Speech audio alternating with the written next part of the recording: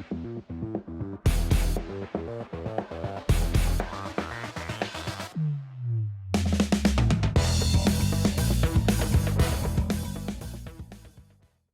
everyone, welcome back to the channel. Thanks for tuning in for another episode. You know, one thing that I like to do every year is analyze my tournament results from the previous season. So right now we've started the year off, but I thought it would be interesting to go back and look to see at the lures that I used in 2021 to catch the majority of my fish. Generally, when I do this, what I find is I've got stuff all over the gamut, whether they were a topwater baits. I mean, it's just very, very consistent across the board that I caught a decent amount of fish on different baits. Probably 10 different main playing baits. It seemed like every time you go to a tournament, you had a different bait that you relied on. And then you'd have some tournaments where you caught like one fish on one different bait, for all 10 fish. So it was like you had 10 different baits and it was total junk fishing tournament. But when I reviewed 2021, what I found is I really relied heavily on three techniques, which surprised me because we had a very diverse schedule. We started Okeechobee, we went to Smith Lake, then we went to Lake Murray, then we went to Lake Eufaula, the Potomac River, St. Lawrence River, Mississippi River for the championship. I qualified for Lake St. Clair's BPT event. So very diverse. Florida's its own lake. We had Lake Murray blueback herring. We had Smith Lake, which is super deep blueback herring, spotted bass fishery, Lake Eufaula, offshore, shallow, whatever you want to do. Potomac River, shallow water fishing, grass fishing for the most part. St. Lawrence River's Great Lakes, St. Clair's Great Lakes, Mississippi River is a power fishing river format. So a little bit of everything. And what I would have thought prior to the season is I would have had very specific baits for every one of those events. And I didn't have that. It was surprising to me that I had these three techniques that came up. And I don't know if it's because I relied on them more because the fishing was tough and I just kind of had to fall back on it, or if it was just, that just really was truly the technique that worked the best. Or are they just my straight confidence baits? Because all three of them I feel very comfortable doing. So I thought it would be cool to sit down with you guys and point out what were the three most successful baits, because I have had several questions from viewers who want to know what my go-to tournament baits are.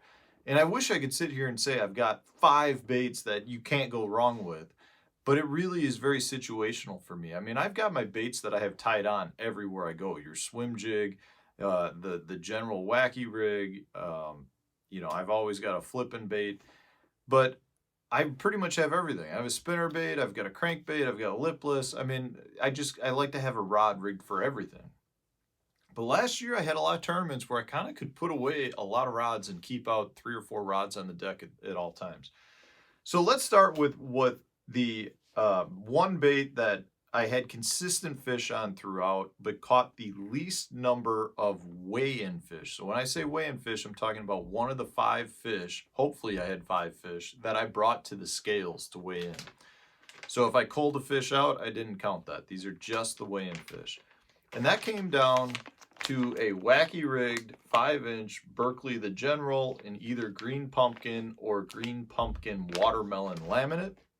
That is a bait that I've got tied on everywhere, and I would have actually expected maybe to catch more fish on it, but I think it caught roughly like a quarter of my weigh-in fish. Really, really good bait for anywhere you go. It catches all species of bass, and I can't go wrong. But I've had years where a wacky rig general is like 50% of my fish, just based on where the schedule took us. But this year it didn't really pan out that much. I caught a couple of them on it at Okeechobee. I caught a couple on it at the Potomac. I kind of caught like a couple fish all over, but it was more of a bait that I was catching limit fish on versus the best quality. The next bait was a drop shot, and the majority of those fish were caught using the Berkley Max Scent flatworm. And that's kind of no surprise because we did have the St. Lawrence River where I finished second, and I think I caught almost everything on the flatworm. I think I caught 2 weigh-in fish, maybe 3 weigh-in fish on a Ned rig in that event, but those were the only fish I caught on a Ned rig the entire time. At St. Clair for the BPT event, I think everything I had was on the flatworm there. So those 2 events did compile a bunch of fish. The only thing I'll add is the drop shot also entailed most of the weigh-in fish that I had at Lake Murray, where I was catching most of the fish off beds. I did catch, that's right, I did catch some other fish on the Wacky rig there. That was probably where I had the most weigh-in fish on the Wacky rig, because I was just fan casting that around areas that I knew had beds. But the drop shot really caught pretty much everything at St. Clair, at the St. Lawrence River, and at Lake Murray. The number one bait, which I wish I could say this is the case every year, because it's one of my favorite ways to fish, and I should say it's 2 baits, but was flipping. Generally, in my experience fishing the old FLW Tour and the new MLF Pro Circuit, you're lucky if you get one event where you can flip, because flipping is something I love to do. You know, growing up fishing river stuff here, the Wisconsin River, which is like the Mississippi River, it's just dirty water. I love flipping. I think it's a great way to get good bites, big fish, and it's something that I feel like I excel at. And I really kind of, I guess I'll say I lucked out, but I was able to make that bite work almost everywhere we went if I was struggling. So what I mean by that is, you know, Okeechobee, I caught everything except for a couple of fish on the Wacky rig. I believe I caught punching, you know, a heavier weight, and I was using all year long. It's one of 2 baits. It's the Max Scent Creature Hog, which is, in my opinion, absolutely phenomenal. The only thing I'll say with this is if I'm flipping really heavy cover trying to punch, it's a little softer, so it pulls down the hook a little bit easier. Doesn't hold up as well. You go through more of them. That doesn't mean I don't use it. It's just something that I recognize when I'm out there punching a heavier weight. The other bait is the Berkley Power Bait Pit Boss.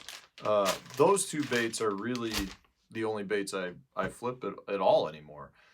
So at Lake Okeechobee last year, you know, almost, I think I fished 3 days there. I think I had 13 of my 15 keepers were on either one of those 2 baits. At Lake Eufaula, every fish I weighed in there was caught flipping one of those 2 baits.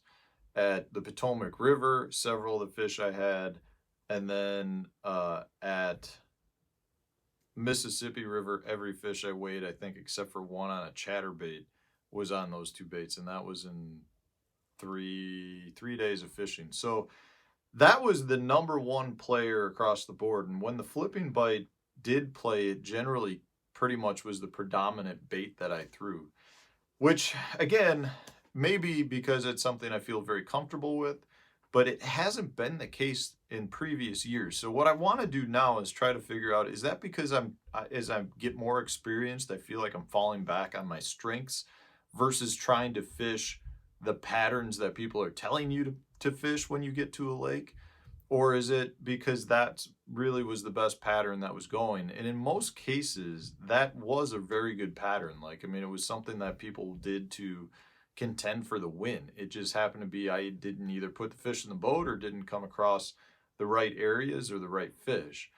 But I feel like when I was on the flipping bite, it generally was pretty good, or it was a good player in the event, I should say. And that's how, I mean, this year started out the same way. At Sam Rayburn, I finished 45th there, and of the 10 fish I weighed in, 7 were flipping.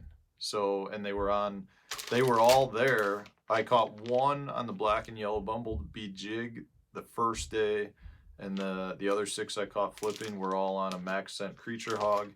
So it's already started off to be that way again. And I feel like this year's going to be a really good year for flipping, because next up we got the Harris Chain. So if you want to flip, you can do it there.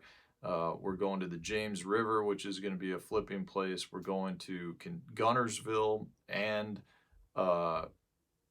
Pickwick, which could be very much a flipping bite. And then to end the year, we're going up to Lake Champlain, which if you want to flip in that one, you're going to be able to do that too. So it really is setting up well for the power fishermen. I feel like whether I flip or not, I don't know, but um, it's exciting to see that that's coming back because there were several years where it was like I didn't even need a flipping rig for the entire season. It felt like in the boat, or at least I wasn't doing it. But this is just one of those things where I think it's important to go back, evaluate what you were doing, and figure out, was it truly the best thing to be doing? Was it because that's what you were most confident in? You know, and just kind of identify where some of the mistakes were. In this case, I can't say I think any of these three baits were a mistake. I think I was pretty much on the right patterns. The events that I didn't do well, the patterns I was doing played out. I either lost fish or just didn't have the right area, I guess. But anyways, guys, I hope you enjoyed the video. I hope these breakdowns of some of my previous tournament experience is helpful. If you've got other suggestions, please reach out, throw it in the comment section. I read all the comments. I try to reply back to everyone. I know I missed some. It's harder on the replies. So when I respond back, if you reply back to me, those are ones I don't really get as good in notifications on. So I know I'm missing some of those, but I try my hardest. I enjoy the communication with each and every one of you. So please leave some comments, hit that like button, and stay tuned for tomorrow's video.